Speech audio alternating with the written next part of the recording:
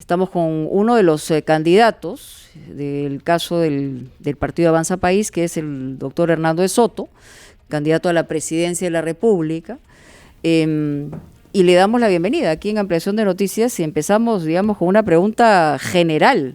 A estas alturas, ¿está usted convencido o empieza a dudar de que la carrera electoral va a ser bien complicada, doctor de Soto? Tiene usted razón, no hay lugar a dudas que va a ser bien complicada, pero aquí con buenos ánimos para seguir adelante. Ok, gracias, Mónica. Ya claro, entre la ONP y la OMP.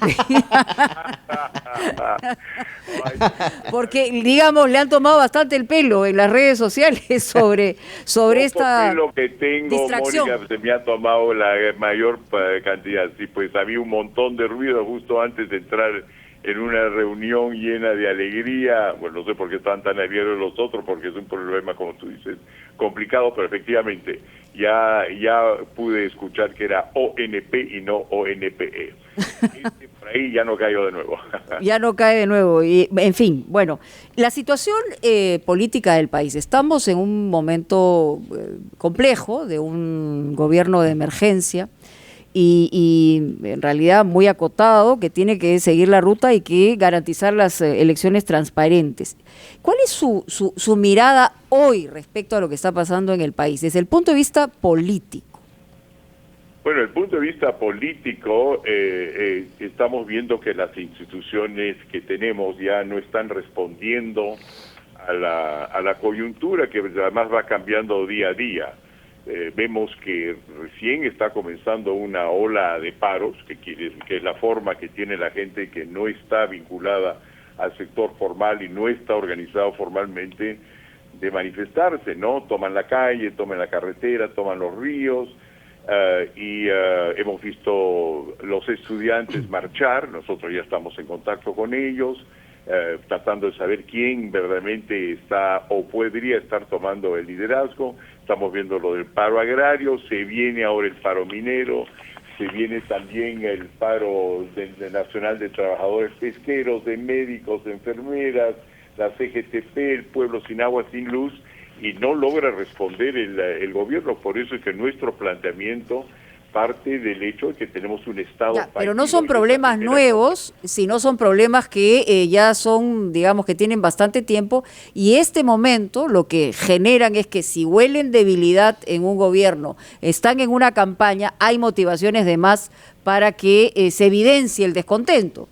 Pero por supuesto, todo, claro que no hay problemas nuevos. El problema es viejo, y el más viejo de los problemas es que la mayor parte de los que están marchando son informales, y son los que son la mayor parte del Perú, y el país sigue sin activar las instituciones que están ya en la Constitución para poder escuchar, y con método. No existe eso y no se está activando eso, y más bien las cosas se reflejan en las cosas que ustedes estaban diciendo anteriormente: cambio de ministros del Interior, cambios de primeros ministros, cambios de Congreso continuamente, y no es un problema de gente, es un problema de que no han activado en la Constitución del 93 los mecanismos que permiten escuchar, descifrar y dar soluciones.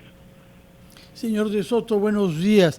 Usted había definido una estrategia de campaña, que sería también una estrategia ante un gobierno eventual suyo, de diálogo permanente con los dirigentes gremiales y asociativos.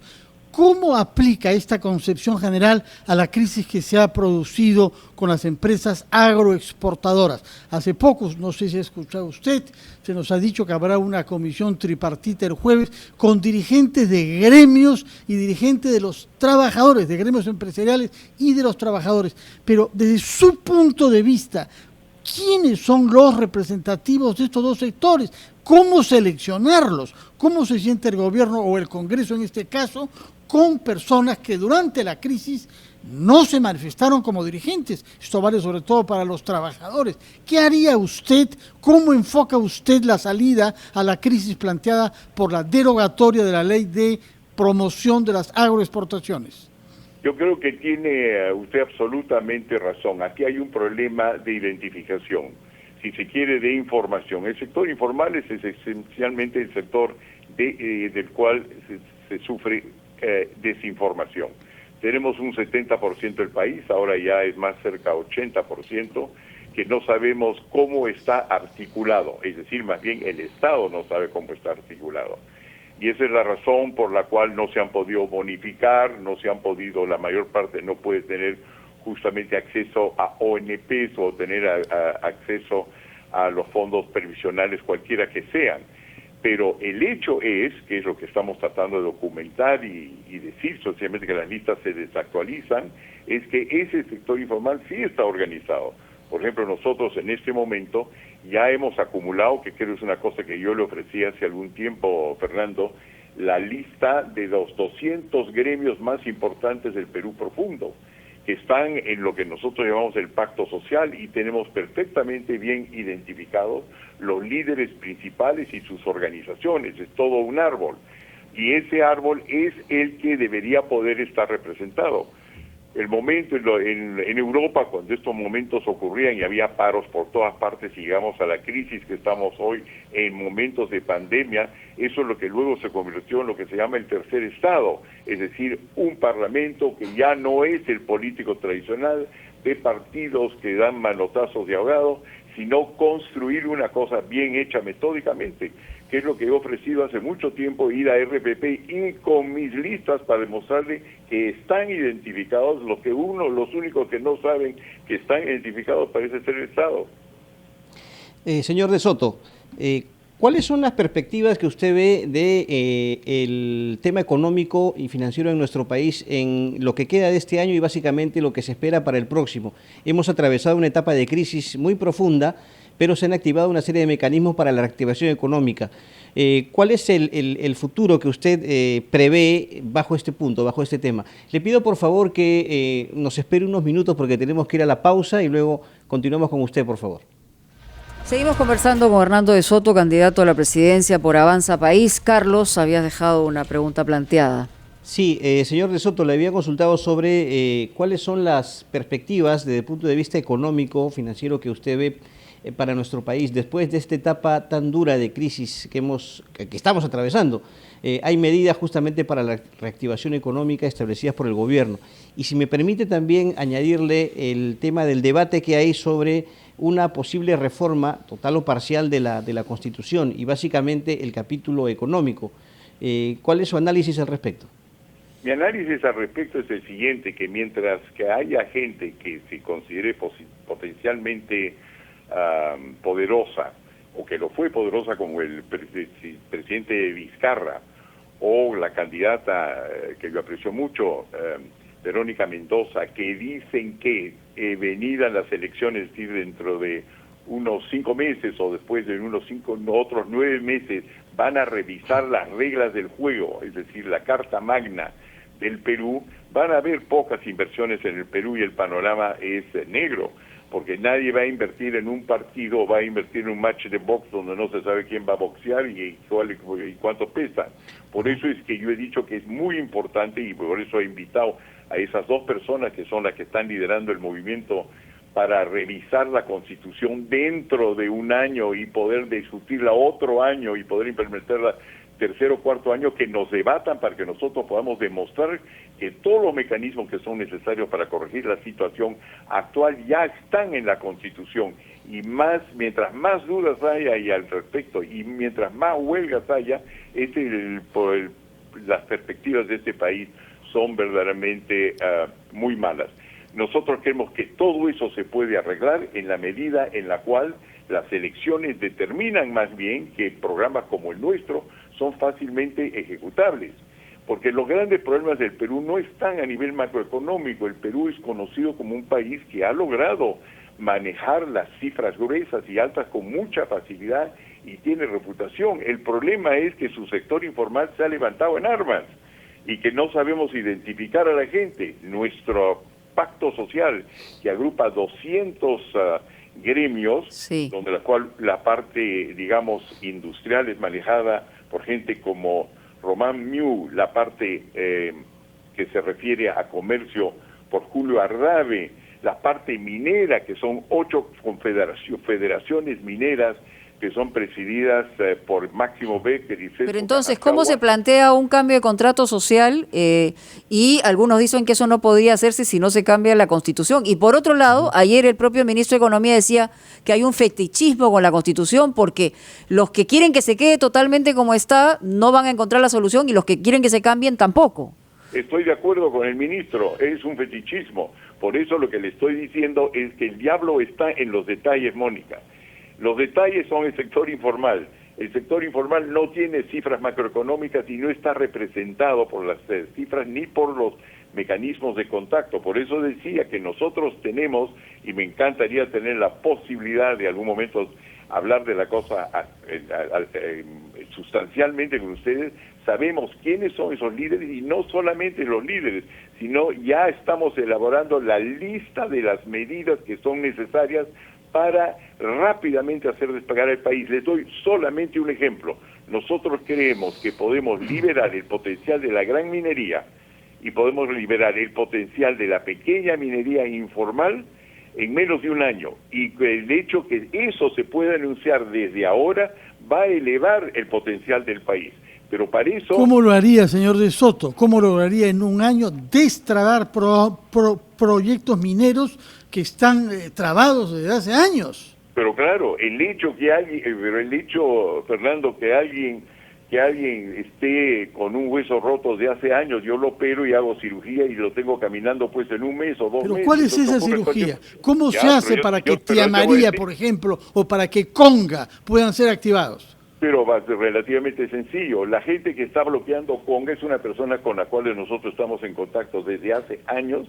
Sabemos lo que citan, lo que quieren. Sabemos qué parte de ellos responde al señor Santos, qué parte de ellos responde al movimiento MAS, que es Movimiento hacia el Socialismo. Sabemos qué parte responde a los ronderos que desean, y hace tiempo que cada vez que los hemos pedido al gobierno una cita para estar con ellos y conducir las conversaciones, no ocurren. Cuando, por ejemplo, Antauro Humala, que ha sido en tu programa, Fernando, dice que él quiere dialogar, que apoya totalmente nuestras ideas y pide que por favor se entre en diálogo con él y pregunte a los mineros si él bloquea o no bloquea, la respuesta ha sido sí, pero ¿cómo se puede hablar con una persona que está actualmente en la cárcel? Y entonces nos quedamos mudos. Lo que nosotros estamos diciendo es que ese sector informal lo que tiene es la calle, es lo que tiene la violencia, y en momentos revolucionarios hay que hablar con ellos. Las respuestas son bien sencillas. De acuerdo, sencillas. Señor de Soto, puesto que usted dice que el diablo está en los detalles, quisiera preguntarle algo. Nos ha explicado que tiene un plan y usted tiene confianza en muy poco tiempo poder resolver problemas graves. Pero una vez que tuviera el poder, si es que es elegido, tiene que pasar sus proyectos por el Congreso. Y por eso le pregunto, porque es muy difícil creer que va a tener mayoría parlamentaria. ¿Con qué otra fuerza siente usted afinidad de manera tal que desde ahora podamos ir previendo alguna coalición parlamentaria mayoritaria, moderada, que haga viable que se ejecute un plan de acción moderno y eficaz? Bueno, la respuesta, Fernando, son varias. La primera es que muchas cosas no necesitan del Congreso porque ya están aprobadas. Por ejemplo, una de las razones por las cuales los informales hoy día pueden bloquear las grandes minas del Perú es invocando lo que se llama la licencia social. La licencia social muchas veces el sector formal dice es sencillamente una aspiración. No es una aspiración. Resulta del acuerdo 169 tomado por la OIT hace ya más de 20 años y de globalización justa, ambas comisiones en las cuales he participado. Estas cosas están ahora en 1.400 normas que ya han sido dadas, incluyendo por el Tribunal Constitucional, el Poder Legislativo y el Poder Ejecutivo. En otras palabras, implementarlas no es un problema a condición. De acuerdo, ciertas medidas las tomará usted solo sin el Congreso, pero para que sus proyectos de ley sean aprobados, ¿con quién buscaría alianza? Esa es la pregunta. No, Fernando, sí, no es sin el Congreso, es porque el Congreso ya los aprobó, sencillamente no se da cuenta. Mira, Fernando, hay en este momento en el Perú se aprueban cada día 106 normas. Con un sistema así, donde no hay registro de las normas, y nadie sabe cuántos hay, de 28.000 normas al año, nadie sabe realmente quién tiene qué mano y qué bolsillo. Lo que yo te digo es que yo tengo un plan para sacar las manos de los bolsillos, número uno. Número dos, del momento que nosotros somos elegidos, si es que somos elegidos, lo que va a ocurrir es que al anunciar estas normas usted va a ver que todos estos gremios que estamos hablando y que están organizados, que hoy día están bloqueando carreteras, las van a desbloquear, y yo te aseguro desde ahora que la mayor parte de partidos se van a sumar esto, si no van a ser poco vigentes dentro del país. Eso es el cálculo, y me parece que no me equivoco en base a los ejemplos históricos que también me encantaría discutir. Señor de Soto, si bien es cierto, usted ha tomado con mucho humor, con mucho talante esta situación de ayer del tema de la ONP y la OMPE, pero además de las bromas, también hay críticas al respecto.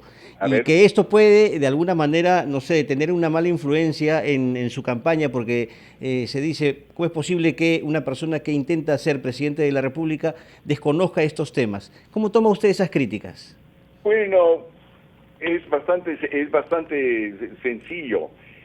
Lo que ustedes tienen que tratar de saber es la cosa siguiente. Hay dos tipos de personas que yo sepa en el mundo cada vez que hay un problema. Hay el enfermo, ¿no es cierto?, que está ahí enfermo y casi incapaz de hablar, no tiene cómo comunicarse. En segundo lugar, hay su mamá y su papá, que lo conocen a fondo, y esos son los que en ningún momento hacen un error con ONP o ONPE. Y después hay otros que se llaman médicos, que no conocen al hijo totalmente, que en un momento dado, porque había demasiado bulla, se les fue la letra E y no sabía que de eso se trataba, pero que saben curar. Yo soy del último tipo, el médico. Yo no conozco el hijo. ¿Usted curaría el Perú, dice? Estoy todavía respondiendo. Yo no conozco todavía alguien, un médico que le conozca al hijo. Lo que yo conozco es la enfermedad. Sí. Por eso es que yo trabajo en un equipo. Ergo, la insinuación que hay detrás, no puede haber una insinuación, pues que no conozco el Perú, cuando le acabo de nombrar el hecho que conozco el 80% del Perú. El hecho que no conozca, haya desconocido un momento las siglas del organismo, no puede ser pues una base para hacer una argumentación seria. Entonces es un problema que se va a ir poco a poco, y va a ser una buena broma, como el hecho que soy calvo. ¿Y qué piensa entonces de la ONP, justamente, de lo que se ha aprobado por insistencia en el Congreso?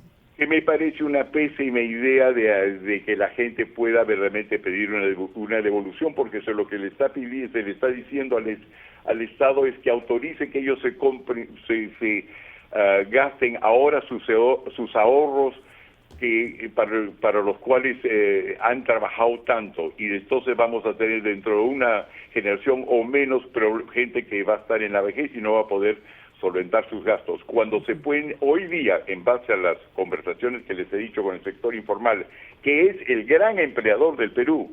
No es ninguna de las personas que han puesto avisos hoy día en RPP, son los grandes empleadores del Perú que no tienen dinero para poner avisos, y esos son los que van a dar chamba, y lo que nosotros vamos a hacer es liberar ese potencial, y ese potencial no está en grandes cifras macroeconómicas, y no tiene que ver con la ONP, tiene que ver con el hecho que hay trabas para la quinoa que se pueden quitar rápidamente, trabas para el chocolate que se pueden quitar rápidamente, y se pueden mover $1 billón de minería bloqueada por las maneras que les acabo de contar. Muy bien, le agradecemos muchísimo. Yo le decía, lo que saco como deducción es que usted nos dice que puede curar al Perú. Ojalá que en la campaña electoral podamos ver esos debates importantes que son necesarios para el país en una situación, como decíamos al inicio de esta entrevista, que es muy complicada. Primero hay que llegar y después se podría pensar en hacer. Muchas gracias, doctor de Soto, muy amable. Gusto escucharlo. A esta hora nos vamos a una pausa.